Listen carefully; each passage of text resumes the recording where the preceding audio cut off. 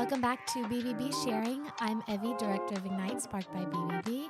I have my President and CEO, Barry Morin, here. Hello, Evie. Hello, Barry. And Barry said that today's guest, all of our guests are special, of course, but today's guest is especially special because he says that I absolutely need to meet him. He said, I'm either going to love you or maybe not so much. But so far, I think you're great. I got to talk to you a little bit, which is more than what I usually get to do. And you are Dontrese. Yes. All right. He says you do a lot of everything. Yes. So tell me about who you are, first and foremost, your background, and how you got into what you do today. Yeah. So, again, my name is Dontrese Brown. I am a come here, not a from here. Arrived here in 2015.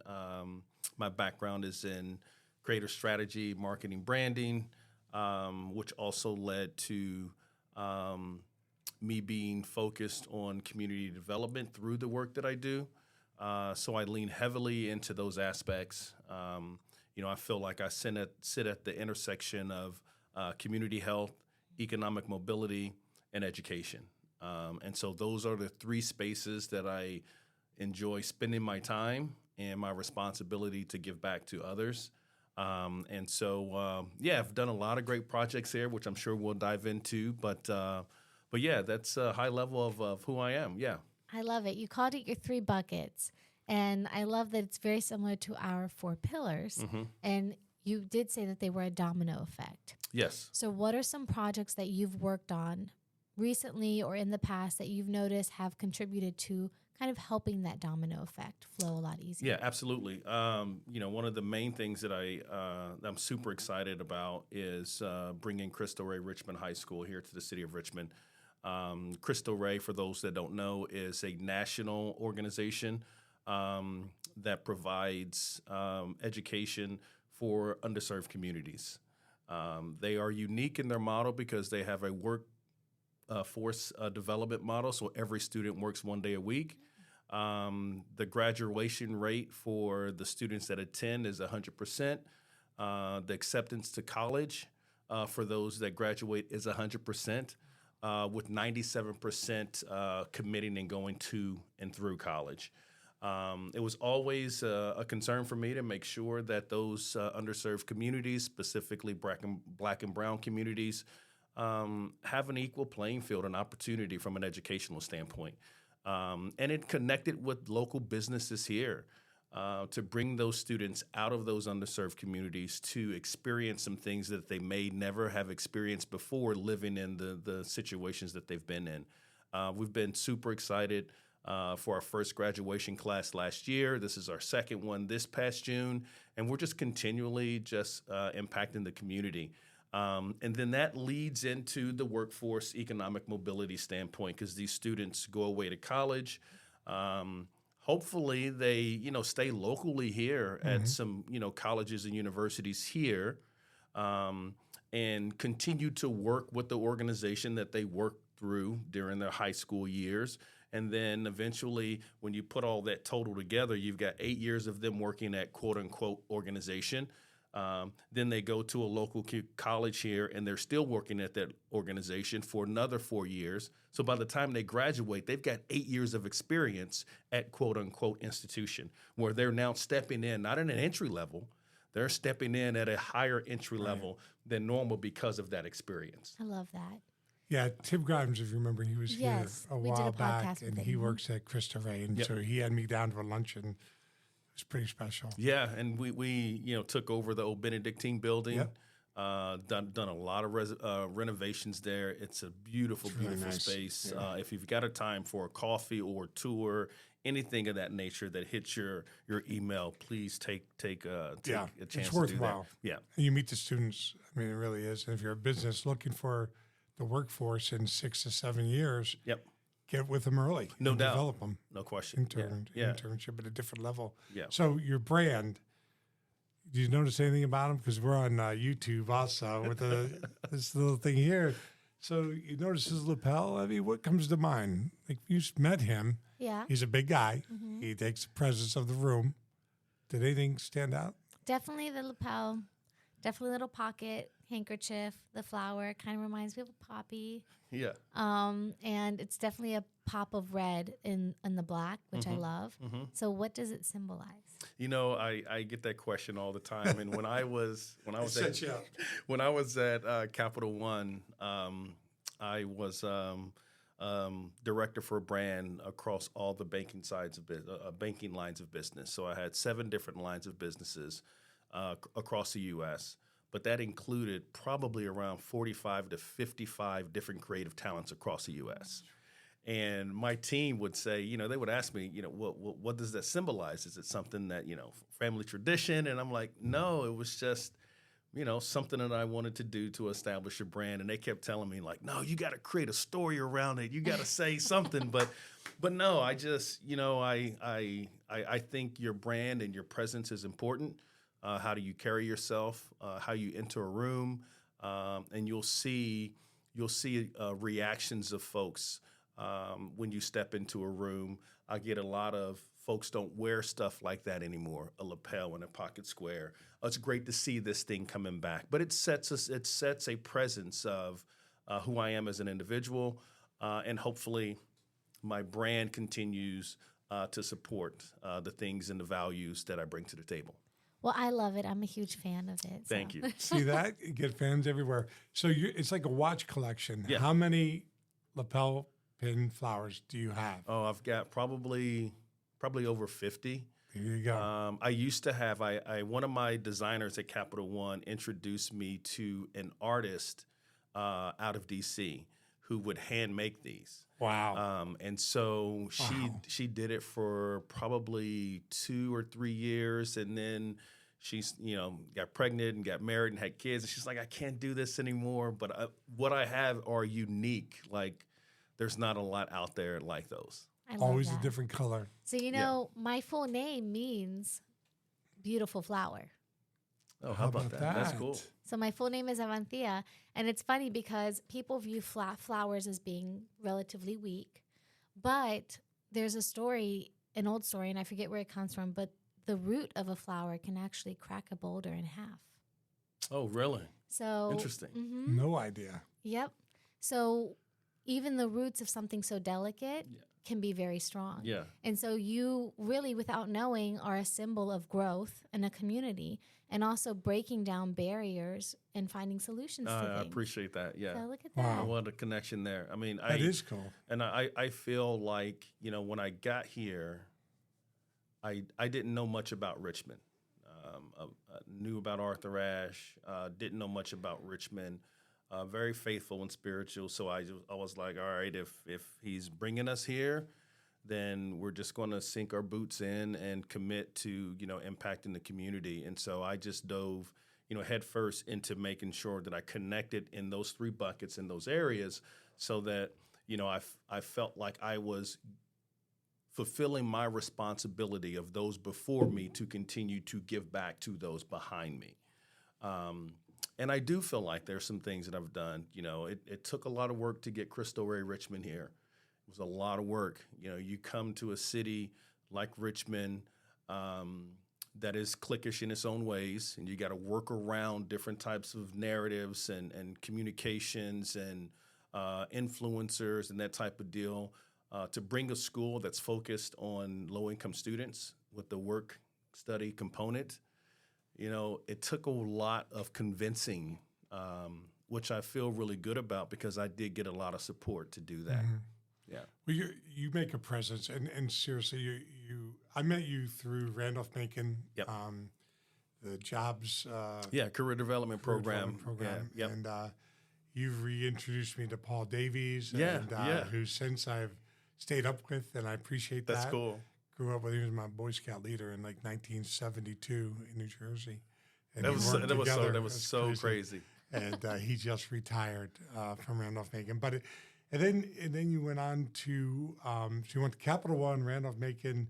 Ron, what's the name of the company? Tilt. Yeah, I was Tilt. at Tilt for about 8 months there. Yeah. Yep.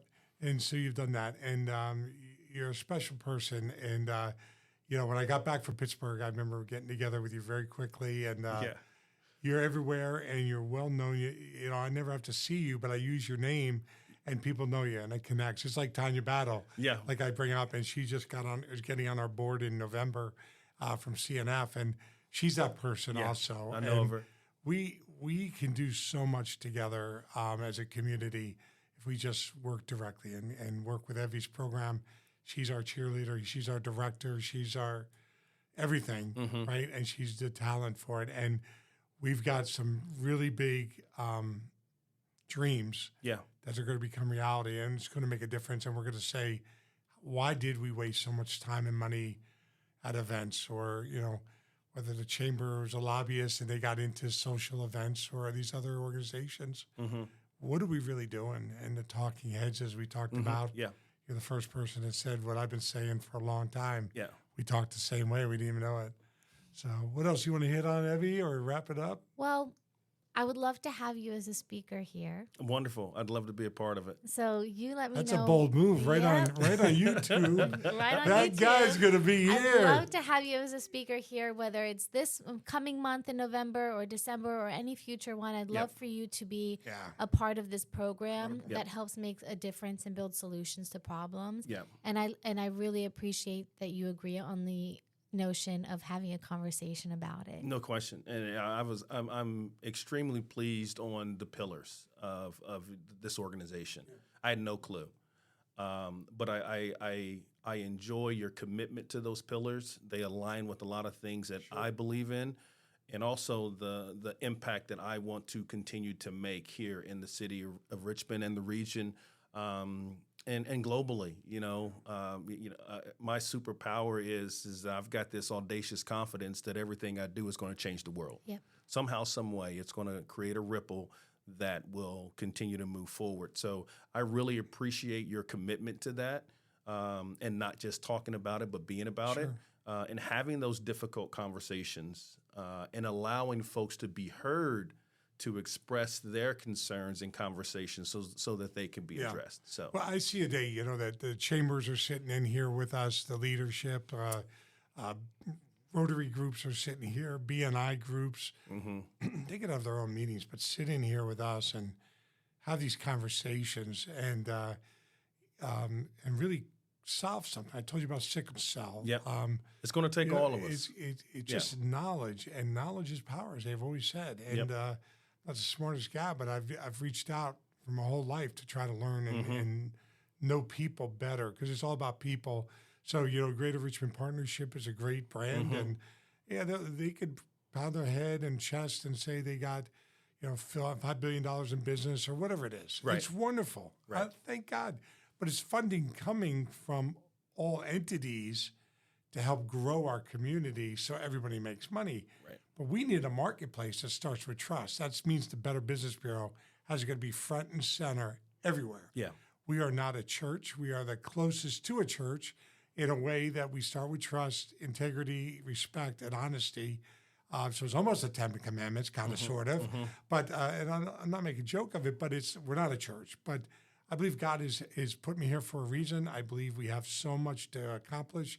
And so this economic development is wonderful, but we better have businesses in place that can deal with respecting everybody, employees that all have a fair shake and get a fair pay, no matter who they are, that we interview everybody, that we get veterans jobs, we get houses, and we stop feeding people at food banks. And everybody hates me when I say that. I appreciate everything they do, but why can't people go to a store and buy food and take it home because they don't have a house, maybe? Because they don't have running water? Well, let's figure that out. Right. And let's let them live. You cannot be all created equal if we're all on different things. You got to get the ability to get there. If it's mental health that's stopping them, we've got to help them. And the only way to do it is family. CT Woody says it all the time. Yeah, I mean, there's so many. I mean, you're pinpoint on. There's so many people out here doing good work, but they tend to stay within their lane, where there could be something that they could improve on that someone else is leaning into, and that collaboration of partnership could actually, make things go better. I say this often. We're all trying to get to the other side, and we're trying to build bridges to get it. But You're starting to build a bridge here and you're starting to build a bridge there, and everybody's working on building a bridge instead of us coming together, creating one strong bridge that's going to stand the test of time. And everyone's going to be able to walk across it safely and efficiently and properly. Why not? Why not work together? Throw your ego aside. Throw your own, your feelings. Feelings are important. They are. And you need to talk about them. But sometimes you need to get things done. Right. Yeah. You just have to. You need to work with others that you don't completely agree with sometimes, but you can agree on that one thing. Right. And it needs to get done. Yeah. I mean, sticks in a bundle are hard to break, right? So Powerful. when one of the things that I was really intentional on is the Arthur Ashe Boulevard renaming. Is instead of me going into organizations for support by myself, we collaborated with a bunch of individuals, community, grassroots organizations, for-profit, nonprofit. So when I walked into said foundation or said organization and said, we need this money because it's going to help all of us in our initiatives, was easier than me going in solo saying, I need this money for this thing. Because they start to realize, oh, you're collectively impacting all these different concerns or issues. Sure, I'll give my money to that. Yep. No, it makes sense. And by the way, do you know I have Arthur Ashe's ear? What do you mean? See, I get that. Look at those faces. I was at the War Memorial. The sculptor, Paul Pasquale. Oh, yeah. He made the statue. He went to my high school in New Jersey, by the way. Oh, wow. I've met him once. We're not together, we don't know each other real well, but he did the casting of his ear in the clay or whatever, and put it on a plaque, Arthur Ashe's ear, and they auctioned it at the War Memorial at an event, and I bid on it. I had to have it. That's awesome. My wife's like, you are not hanging that up. I said, oh, we are hanging this up. Yeah. So I always say, I got Arthur Ashe's ear, and everybody looks at me like, say what? Like, what are you talking about? Yeah, right. Go ahead, maybe wrap it up. Well, Dontrese, thank you so much for coming in here. It was a pleasure meeting you. Likewise. Barry, thank you again for joining us. Everyone that's watching on YouTube, please make sure to like, share, subscribe, and comment down below. Make sure you hit that notification button so that you get notified every time we post. Our YouTube channel is BBB Central VA, and make sure to follow us on Spotify, BBB Sharing. Thank you. Bye. Thank you.